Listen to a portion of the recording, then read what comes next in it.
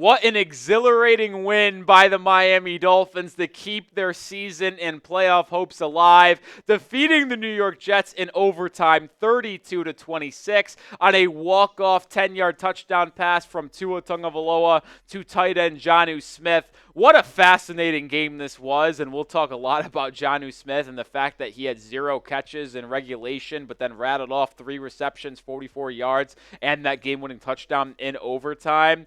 And there's a lot that we need to discuss on this game, defensively, offensively, but just the quick initial thoughts is how good of a resiliency from this team. Like, it looked very, very bleak. It looked like this team kind of gave up on the season, if we're going to be honest. Like, there was a 2-possession stretch.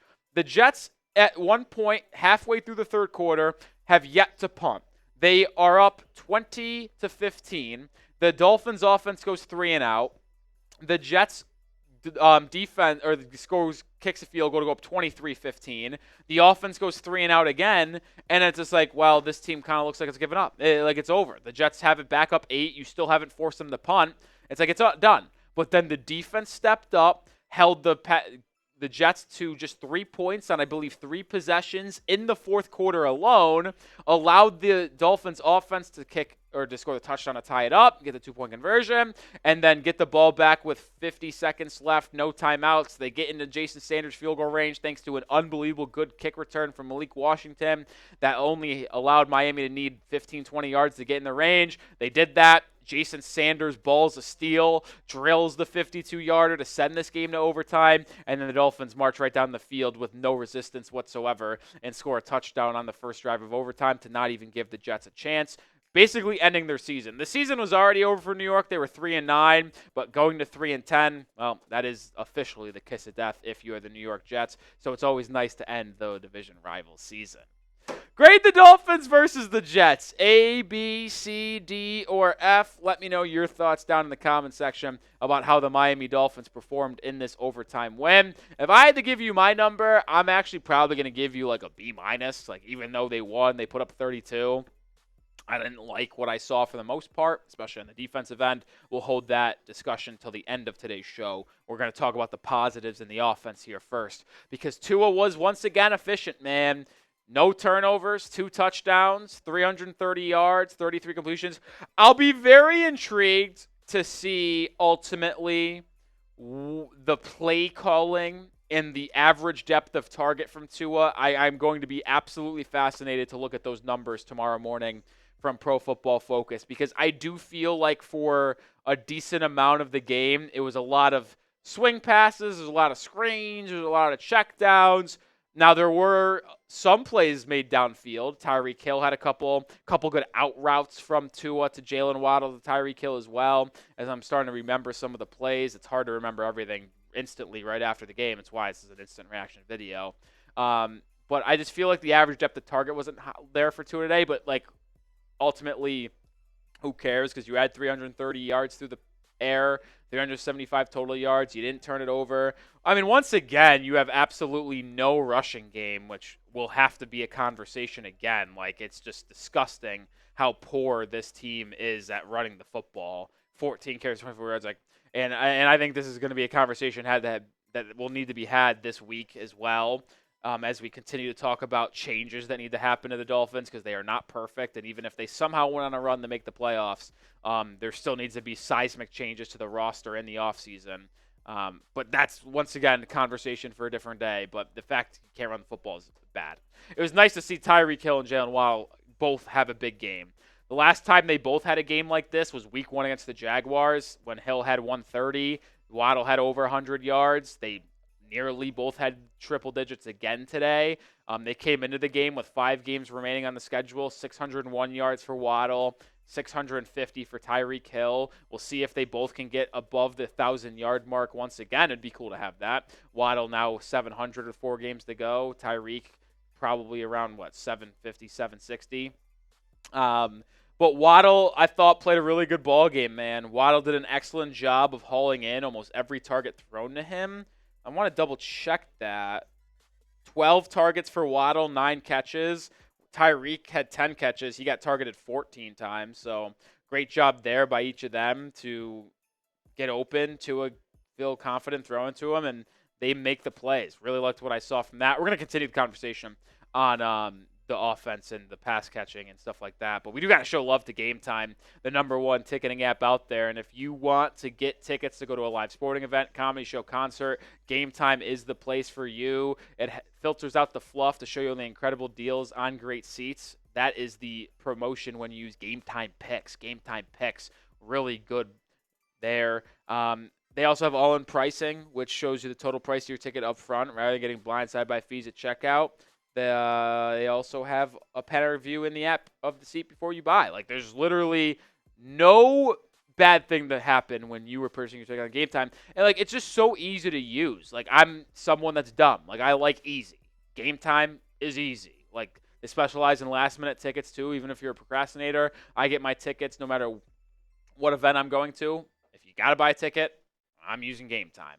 And you guys can get $20 off your first purchase when you download Game Time, create an account, and use code CHATSPORTS when signing up. First purchase only. Terms apply. But once again, CHATSPORTS gets you $20 off. Shout out to Game Time for sponsoring today's show. What time is it? It is game time. All right, as we get back to talking a little bit about the offense here, we'll move away from Hill and Waddle because I do want to mention Jonnu Smith. I don't know what the issue was with Jonnu for most of the game. It's like he was not featured whatsoever. I don't know if it's just the Jets doing a really good job taking Jonnu Smith away from this Dolphins offense. I don't know if it was just a scheme thing where they were looking elsewhere and targeting the outside corners with Sauce Gardner out for the Jets today. But I thought it was odd after having a total of 300 yards over the last 3 weeks that Jonnu Smith was just phased out of the offense. But ultimately, they got back to getting him involved at the overtime period because they ran a screen for him where he picked up 20. They ran another screen for him on this right play after where he picked up 14. And then obviously had the 10-yarder when the Dolphins were 2nd and 7 at the 10 to put this game away. Jonnu Smith was fantastic in overtime. It was good to see his win. I'm going to hold off on my negative criticisms of the Dolphins offense at this point. We'll save that for later on in the week. Let's move over to the defense, though, because it was disgusting. It was. It just was. And I don't want to be all sunshines and rainbows today. I do need to bring up some of the negatives because, my God, the Jets' offense has been anemic all season long. They've been horrible. And you got torched. Aaron Rodgers killed you. It was his first 300-yard passing game of the entire season. Like, getting Kendall Fuller back after missing 3 games, you would have assumed that that would only make your pass defense better, and it less likely that Aaron Rodgers would be able to have the game he had today. But you got cooked. And I think, honestly, some of it can be blamed on the personnel. Some of it can also be blamed on Anthony Weaver. I thought they played too much soft coverage today.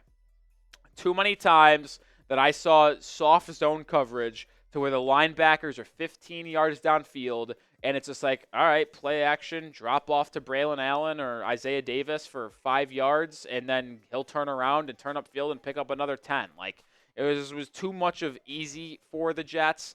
Now, you ultimately got the win, but, like, I am a big process over results type of guy. And I thought the process was bad today, and the result should not reflect that. I tweeted it out that I don't care about the win today. This was before they won.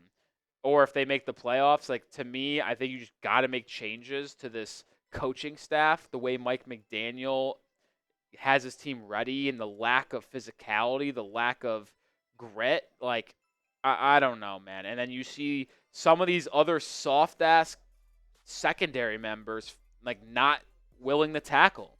Kader Kohu was atrocious today in coverage as well as trying to tackle in the open field.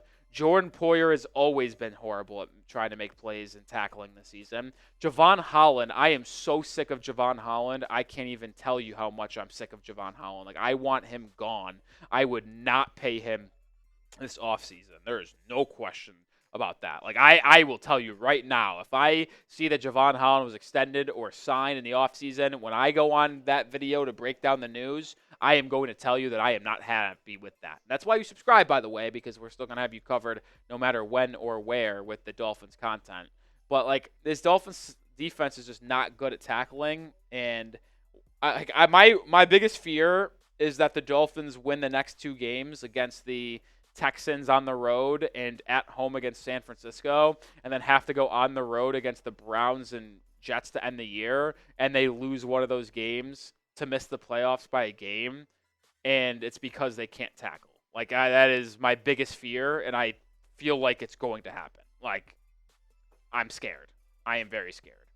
But yeah, at least the Dolphins got the win, man. At least we win. What was your biggest takeaway from the game? Let me know what your thoughts are. My biggest takeaway is that this team is still soft defensively and can't tackle.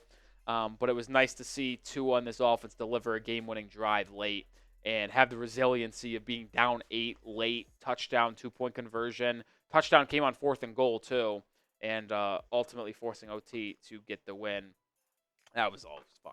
All right, that's going to do it for this instant reaction. I mean, my mind is racing here. I'm not going to lie. If you feel like my breakdown of this game was scatterbrained, I'm definitely going to be honest with you and admit that it was. There's a lot processing here. We'll have more thoughts and opinions to this game tomorrow, so make sure you're subscribed. We'll probably drop 2 videos tomorrow, Overreaction Monday video, as well as a late news video. Make sure you're subscribed because we're dropping daily Dolphins content.